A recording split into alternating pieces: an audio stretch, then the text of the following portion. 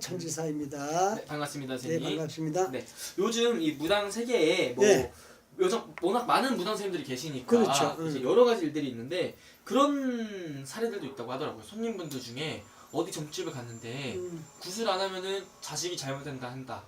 내가 구슬 안 하면은 부모가 죽는다. 네. 뭐 이런 식으로 말하는 무당들도 있다고 하더라고요. 네, 그건 욕심이죠. 아, 그래요? 네, 욕심. 아, 실제로 막 이런 거 안 하면 막 부모가 잘못되면 자식이 잘못된 그런 일은 거의 없어요. 선생님? 예, 그 많이 있어요.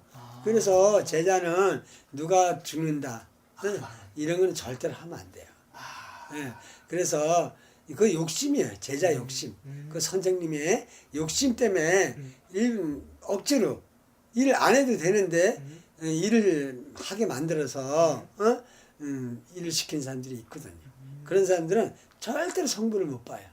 제가 보는 경험상에 그런 사람 그렇게 제자가 욕심을 내서 구슬해도 성부를 못 봐. 재수를 못 본다고.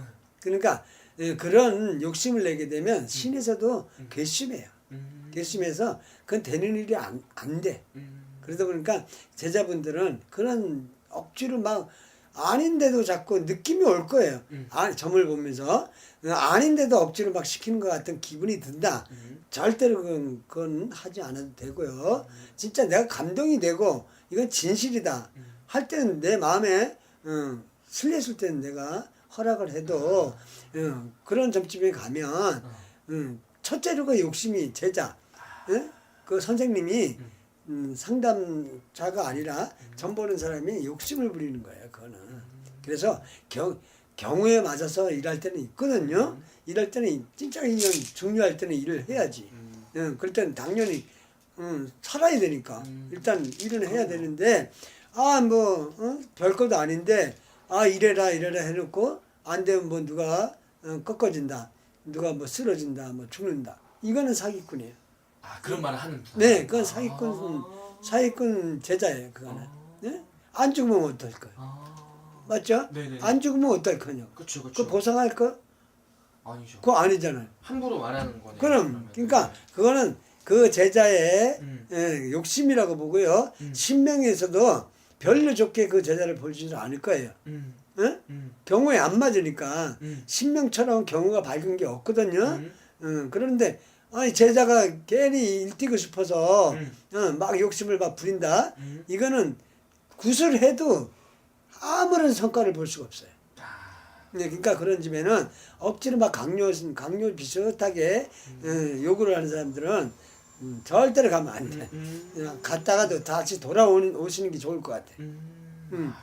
그러면은 그런 말들뿐만 아니라 좀 다른 것도 있나요? 그러니까 이런 말을 하는 무당 좀 피해라. 방금 말씀 누가 죽는 이런 거 말고도 좀 어떤 말을 하는 무당은 피하는 게 좋나요? 그러니까 많아요.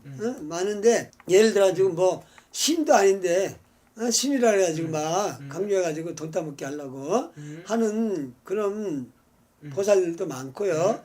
자기가 진짜 촉값도 없어서 힘드니까 가서 억지로 강매식으로 뭐 대출을 내라. 대출을 내거나 뭐 빚을 내가지고 와라. 네. 빚을 내가지고 뭐 지네가 뭐 보증을 쓴다 아니면 뭐 카드 기한서 긁어라. 이런 거는 절대로 하면 안 돼. 아, 그렇게 빚내서 이렇게 빚내서 하면 안 되지. 물론 다들 내 돈 가지고 하는 사람은 없어요. 답답하니까.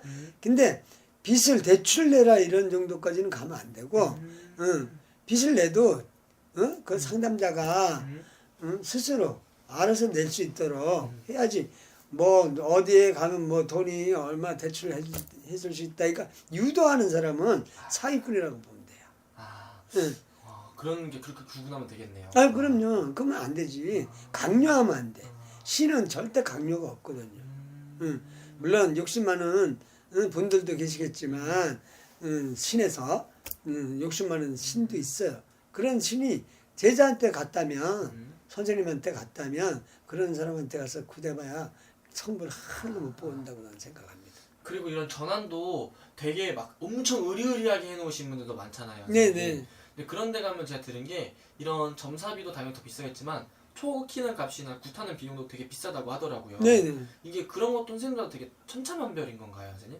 그러니까 뭐 자기 능력은 크게 없는데 쉽게 말하면 남 보기 위한 예, 그런 구상도 있어요. 또 신에서 실내서 멋있게 해놓은 동자가 실리듯 실내서 해놓은 선생님도 있습니다. 그러나 일부러 화경으로 보여주려고 눈으로 보게 하려고 화려하게 꾸민다 그래가지고 그 영이 과연 영특한가? 그건 아니거든. 그건 아니에요. 그건 남 보기 위한 것이고 어떻게 보면 돈을 더 받을 수 있는 상담비가 5만 원이면 10만 원을 받을 수 있는 그 치레라가 해야 되나? 그런 걸 수도 있다. 그런 것도 많이 있습니다. 그런 분들은 완전 사기꾼이에요. 그것도. 그러니까 뭐 화려하다고 좋은 게 아니야. 조금만 해도 내가 포근한 데가 있고 화려하다고 내가 답답할 때가 있어요.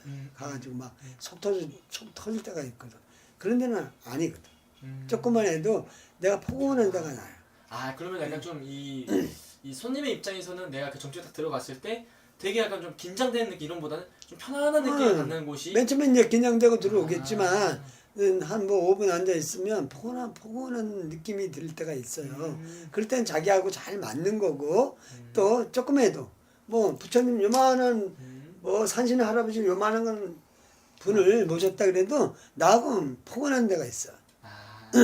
뭐 화려하게 확 해냈다고 다 좋은 게 아니야. 그런 신당의 특이나 이런 화려한 이런 거는 이 신명 이런 좀 이런 영검한과는 완전 이게 상관이 없는 거거든요. 그렇죠. 그건 신명에서 제자가 화려하게 법당을 차려놓는 거는 동자가 그러든 욕심 많은 신명에서 그렇게 차리라고 자꾸 만들어. 남 보기 좋게.